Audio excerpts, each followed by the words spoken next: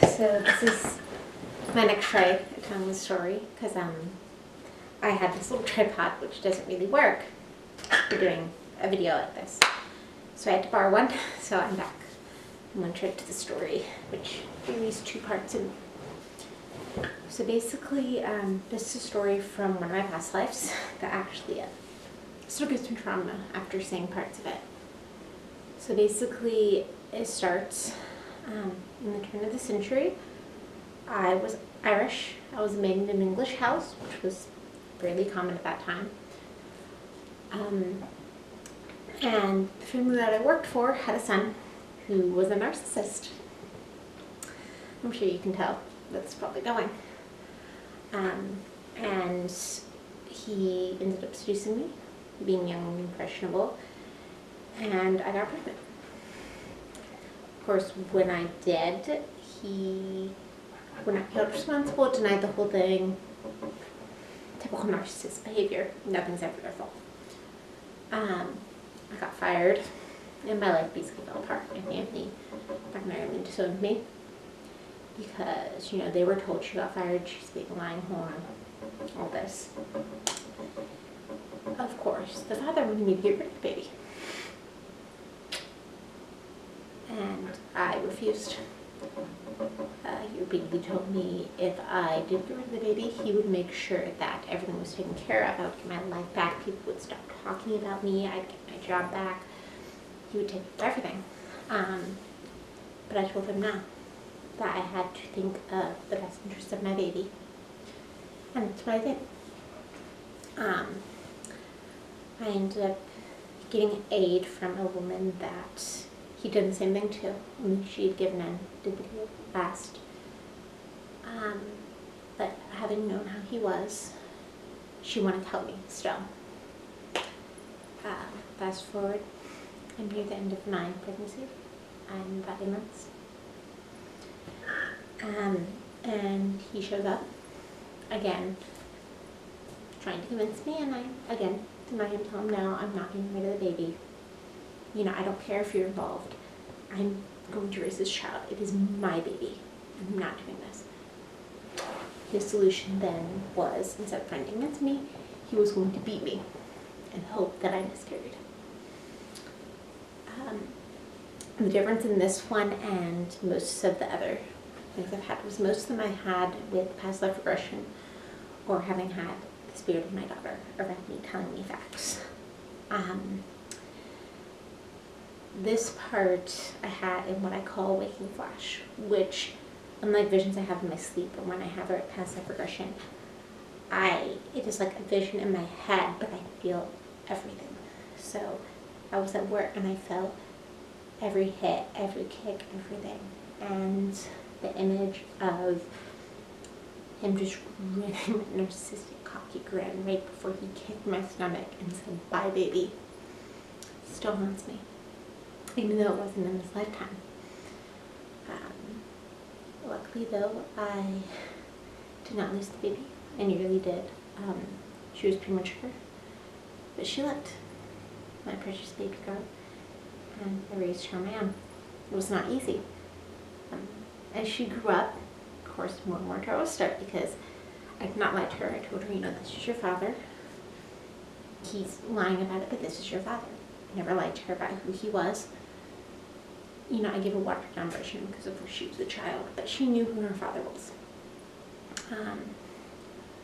And I made sure she felt less than that, you know, I would tell her, just because someone else lies doesn't matter because we know the truth, and that's what's important. Of course, everyone still said I was lying, and one time she actually met him as a child and told him, "You're my father." You know, and he told her, "No, your mother's lying to you. I'm not your father. I don't have any children." Typical him behavior. And she came to me crying, saying that she met him and said that she was lying. Again, reminded her that, you know, we knew the truth. So it didn't matter if he was lying.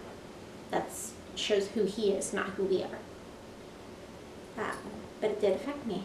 And, you know, after all the time, making sure she didn't feel less than, I realized that I needed to get her out of that environment because as she grew older, it was only going to get worse. Because, you know, if she would have gone to puberty there, it would have been hell for her. So I made the choice to take us to America. And this is where the story kind of splits in two parts. So on the way over, I ended up losing her on the boat. I don't know how, I don't know the details, but I know this because I felt her spirit around after I started doing regressions and started to piece together my life in this life. I felt a child around me, and I can tell the difference. I'm sure people call it, you know, dark entities and demons can disguise themselves as children because, you know, most grown adults' natural instinct when they see a child in distress is to protect them. I can tell the difference. I've seen this energy since I was 12, and most of the time I can tell the difference. I know it was an actual child. I know it was my child. I recognize the energies were exactly the same after a while. And she kept saying, "Mama, Mama, Mama." And for a while I was ignoring it, and then eventually I said, "Okay, sweetheart, I'm not your mama. I don't know who your mama is, but I can help you find her." This was before I accepted what was going on. And she kept telling me, "No, you're my mama. I lost you on the ship." And of course, I dug more deeply, doing regressions, and found out, yes, I did. That was her. And so I kept looking for her, but I never did.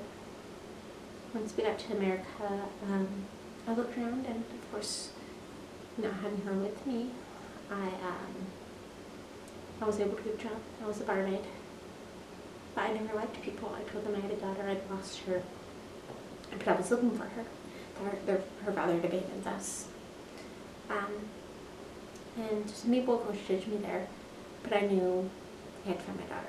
Unfortunately, I never did. But working as a barmaid, I did fall in love again. I know I got pregnant again, but I don't think I ever had any more children. Whereas Kathleen was raised in an orphanage. My sweet baby. And one person that would help out at the orphanage, her daughter worked there. She had grown up raised there. She had ended up falling in love, gotten married to a wonderful Jewish man, and they both decided to raise their children helping out the orphanage where the mother had grown up at. Wonderful people. And as I said, their daughter, their eldest, was a teacher there. So Kathleen kind of grew up around this family because they would come so often to help, and you know, one of them was her teacher. So as she grew older, she fell in love with one of them. He was named Michael, and he absolutely adored her. He was wonderful to her. But unfortunately, they were never able to have children. But they were happy. They used that as an opportunity to take care of the children in the orphanage and love them like their own, because they knew that, you know, if they weren't able to have kids, they could make sure they still got that love. Because Kathleen, having grown up as she did, she knew what it was like to not feel wanted by one of your parents. And so the children there, when they would question it, she would talk to them about it and tell them her story, so they knew that she understood. Unfortunately, they were never able to have children, as I said. But when she was an adult, her father was on his deathbed. I don't know what he died of, but I do know this, that he was not able to have any children. So eventually he decided to track her down. The person eventually found her, of course, and she went to see him, thinking what could possibly blind, nothing else she got to tell him off. And she did.